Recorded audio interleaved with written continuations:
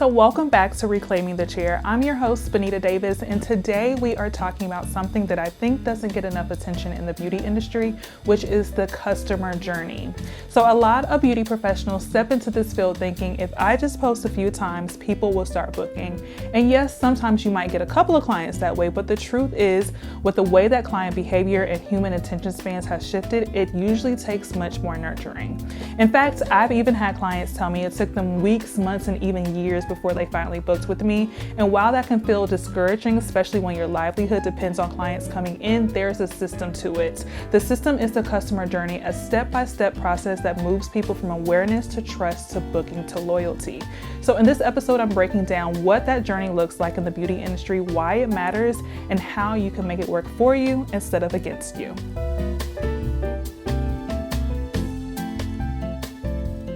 Okay, in episode 8 of today's podcast, we are talking about the client journey in the beauty industry. And this is something that I don't think most beauty professionals even realize that we actually have. Like, have you ever sat and thought about, how did this person book me? What was their process? Did they go through a specific process, or do you just automatically assume they saw you and they booked immediately after? 9 times out of 10, the answer is no, okay? And that is where the mishap or the mistakes happen, that when you start posting on social media or you start advertising your services, you automatically believe that once I start posting, that people are just going to start showing up, and then you're disappointed when that does not happen. The reality is, with the number of competition that we have in the industry, especially if you are in a high volume city, the attention spans between people going from Instagram to TikTok to Facebook to cooking dinner to going to work to taking care of family and loved ones, there's just so much going on. Every time I'm talking to clients, I always joke around and say, I just feel like the sun and the moon is orbiting around faster than it used to, because our lives now are just so much busier than how they used to be. And then lastly, client behavior has drastically changed from how we know it back in the day to even just like 5 years ago before COVID. And it takes a lot more nurturing than it used to make them to be able to pull the trigger and say, hey, I want to book with them. So with that, like I said, clients are a lot more cautious with actually spending and making decision-making purchases, especially when it's high ticket. And social media has really changed the way that people shop for services, right? I did this in a previous podcast episode where I talked about how important social media is now for our industry. There's a reason why Google decided to basically merge with Instagram to be able to allow our Instagram posts to actually show up in Google now, because people are not Googling the way that they used to. We are either going and immediately asking ChatGPT through artificial intelligence, or we're just going straight onto social media, most of the times, most definitely TikTok or Instagram, to be able to get our results or be able to find different services that we're looking for.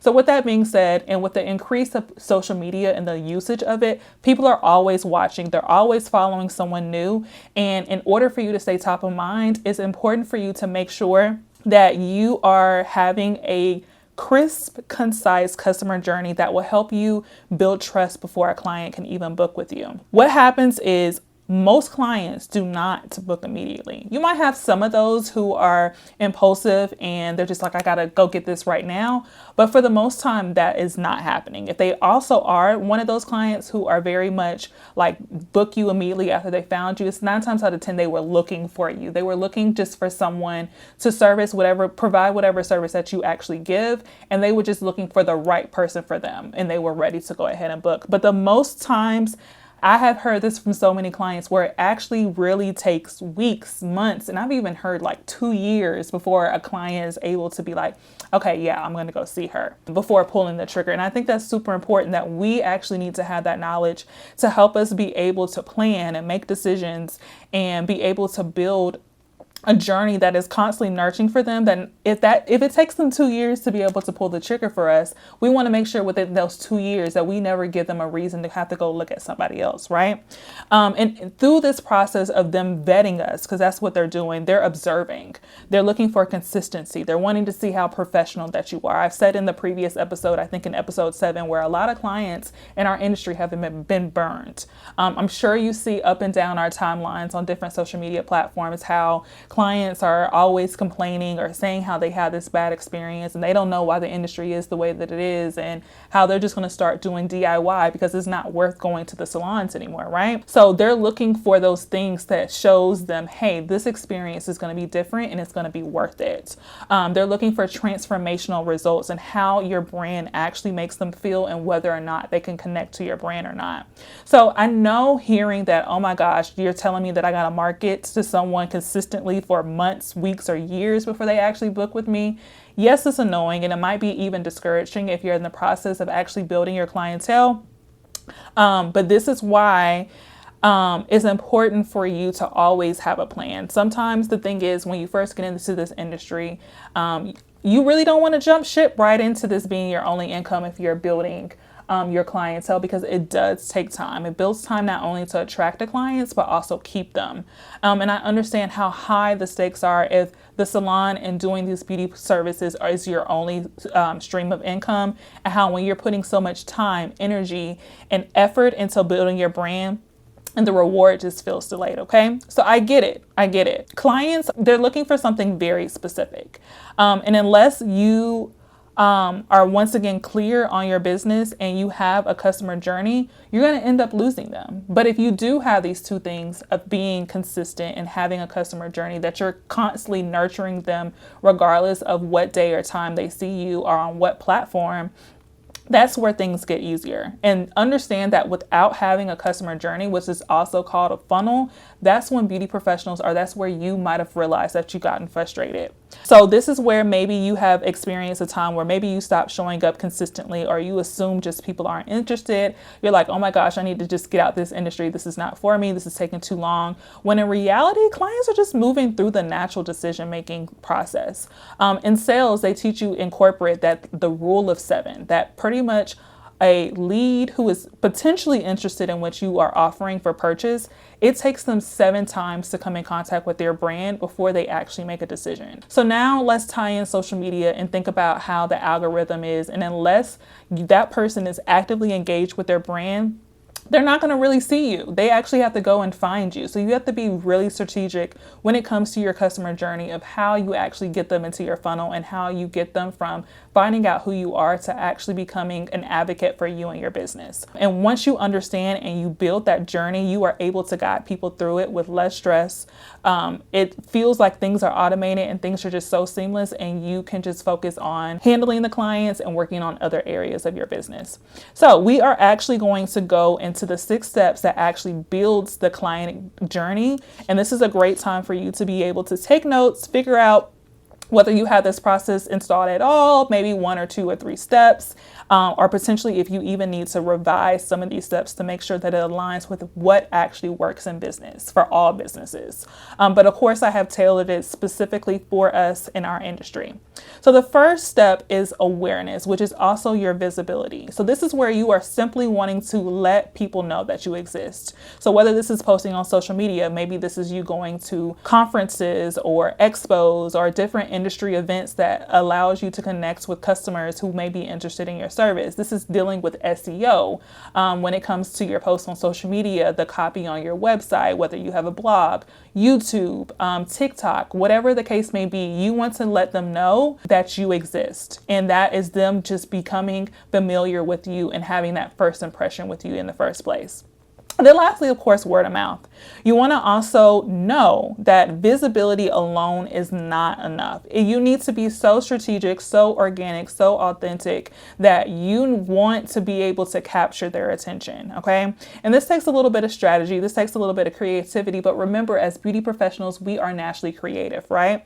And the thing is, when you are the business owner and you have built this brand, like I told you in another episode, you don't have to create a whole new brand that does not look like you or resemble to you or not something you can connect to.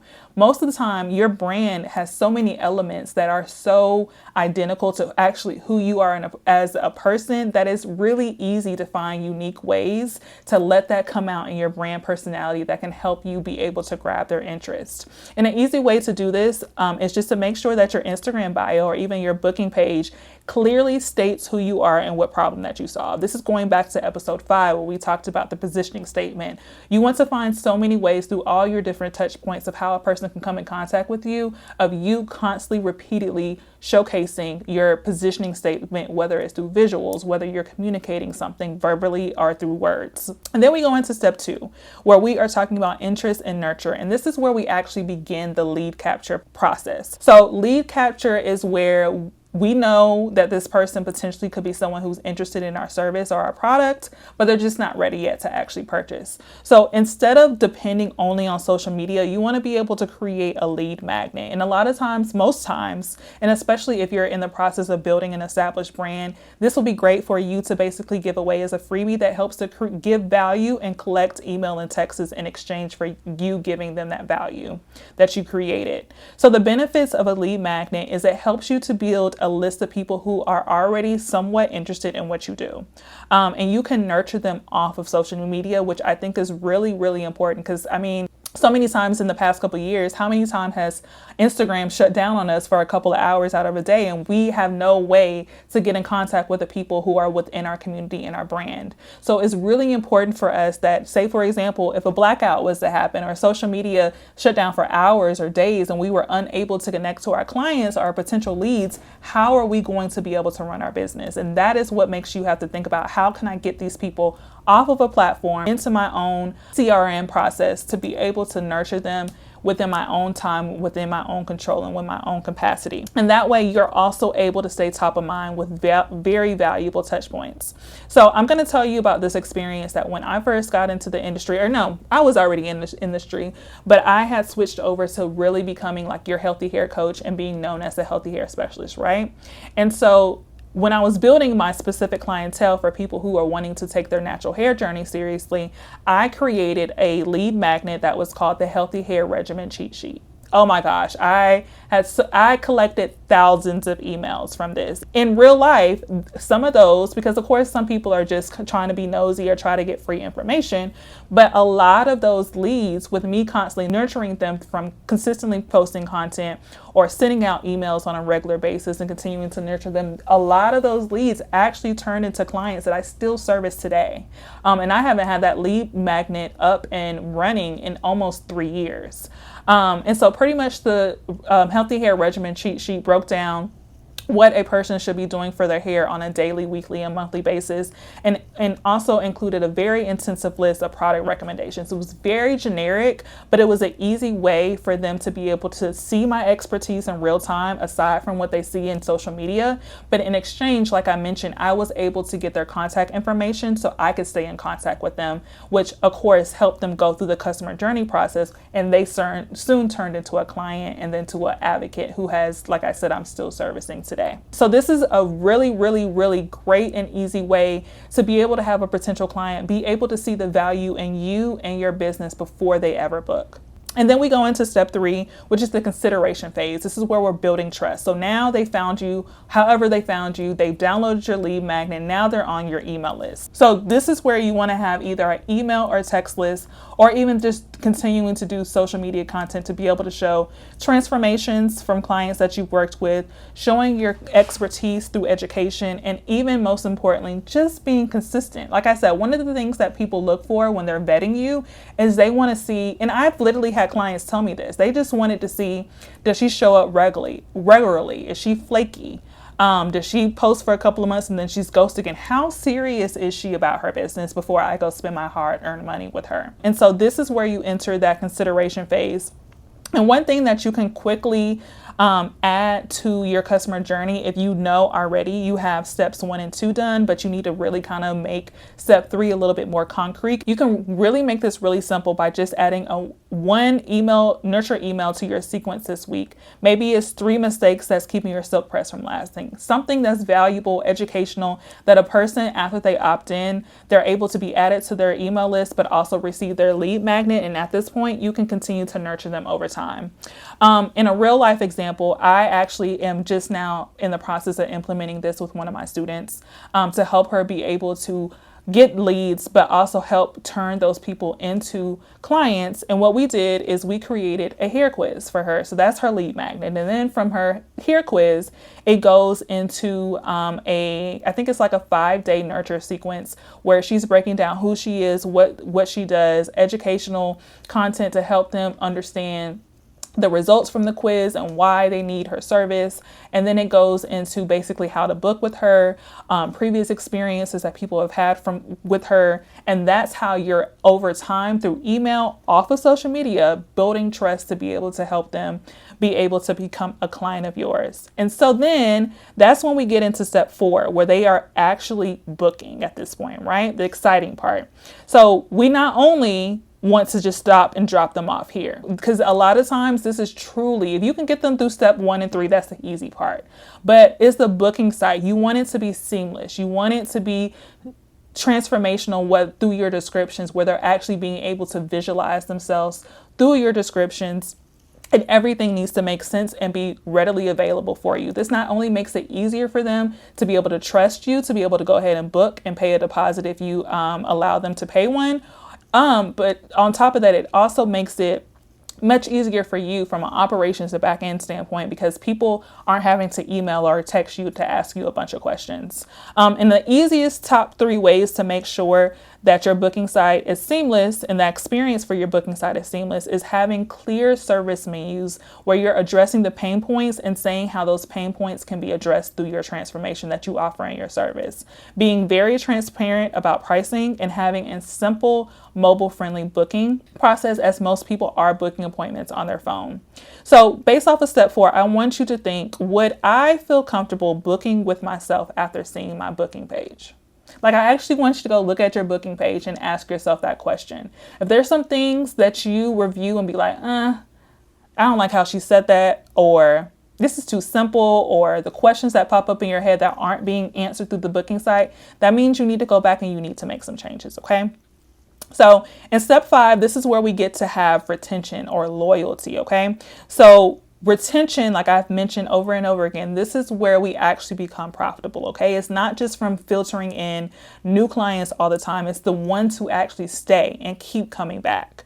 And the easiest way to keep them engaged is through follow-up emails. Like, even when they're outside of the salon, you're giving them valuable education tips to be able to help them be able to manage their maintenance for whatever service, whether it's hair, skin, and nails, to help them be able to manage what you offer outside of the salon. One of the great things that I did that works really, really well for my clientele is I actually created like almost 20 tutorials that I offered only exclusively to my return clients, so I can make sure not only that they were doing what they needed outside of the salon, but it was a touch point for them to be connected to my business and experience a sense of my brand without actually being in the salon. And it did amazing. Another way to do this is also just to send out reminders for pre-booking. So if you're someone who only opens up your books every couple of weeks, you want to be able to send those emails and those text messages to remind people to book with you. And I highly suggest text messages, especially if you are working with target audiences or have clients who tend to have a busy lifestyle, aren't always checking emails, or they check emails so much for work that when they are looking at personal emails, they kind of skim through it or don't check at all. Text messages is an easy way to stay top of mind, as a person is more likely to not only open, but read, let alone respond to a text message, okay? And also think about having some VIP and loyalty perks, okay? If they stay around for so many months, is there something that you can do for them? Can you give them an extra treatment? Can you give them a 1-year anniversary bag or a birthday gift or something like that that keeps them feeling special and attached to your brand? And another thing is to for a quick win for you to basically implement for step 5 is maybe you just need to add an automated thank you text or email that goes out after each appointment. And this is a great way for you to also possibly ask for people to leave a review for you, which actually goes into step 6, which is when clients are happy, they are more than welcome to share their experience and bring in new clients. So make sure that you're wanting to encourage reviews, tags on social media, and word of mouth referrals, because this is what once again adds to the profitability of your business, which overall helps with the sustainability. Okay. So when it comes to step 6, I want you to think about, am I making it easy for clients to refer me? And this isn't just from like a practicality standpoint from the service that you're offering, but even just the outside layers of your process of when they're outside of the salon. The takeaways that I want you to have for this episode is I want you to realize that you need to shift your perspective, okay? And take away the mindset, if I just post, if I just show up, if I show them what I can do, then they'll book. That's no longer accurate like it used to be, okay? The competition is too high. There's too much at stake. People are a lot more conscious, let alone educated with our industry, and we need to show up like we are professionals who care about our business and are always ready to accommodate a client who is paying us for a service that we are giving. And remember that booking is not instant. It's actually a journey, okay? And when you are able to accept that, the process feels a lot more discouraging. But understand that consistency does pay off, okay? You probably have heard a lot of times when it comes to like big things that has happened in life, when people are like, well, what's the secret sauce? There is no secret sauce. You just need to show up and be consistent. People are looking for how consistent you are, how regularly you're showing up and keeping yourself visible to them to make them be able to help them make a decision process, be able to make a decision whether or not they want to patronize your brand or not. And then most importantly, lead magnets are a game changer, okay? Instead of waiting on social media to hopefully do the work for you, it's time for you to take control of your business and actually guide potential clients through a nurture email or text series that they receive after your freebie that you're giving that helps to build trust faster. This is you being able to take the power back in your hands of your business and be able to do your part of helping people be able to make a decision of whether to book you or not. And then most importantly, I'm always going to iterate this, that clients buy transformation and not just tasks. The more that you educate, inspire, and show results, the more that they see you as the obvious choice, especially if they see themselves in your clients and in your content and in anything that they see from any of your touch points. And then lastly, remember that retention matters just as much as booking. We don't want to put so much emphasis on steps 1, 2, and 3 of the customer journey. We also want to remember 4, 5, and 6 of those people who have booked with us. We want to make sure that they not only book with us, but keep booking with us and then go to the extra mile of being able to refer other people to us, what actually helps us build our income in a way that doesn't require us to have to do extra work. They're actually in the ecosystem at this point and helping us do the work for them. So I hope you enjoyed this episode and I'll see you in the next one. So this was episode 8 of Reclaiming the Chair podcast. If today's episode gave you a new perspective, I want you to do 2 things. Share this episode with another beauty professional who needs to hear it, and make sure that you join the waitlist for the Her Footprint Academy Fellowship that's fully sponsored by Google. Applications for October are closed, but the waitlist is now open for the January 2026 cohort. Inside of the fellowship, we go beyond just talking about the customer journey. We actually help you create lead magnets, build your client nurturing system, and set up strategies that attract and retain aligned clients without relying solely on social media. I'm so glad you're here with me on this journey. We've got more powerful conversations coming that will help you reclaim the chair with confidence, consistency, and clarity. And until next time, remember, the chair does not define you, you define it.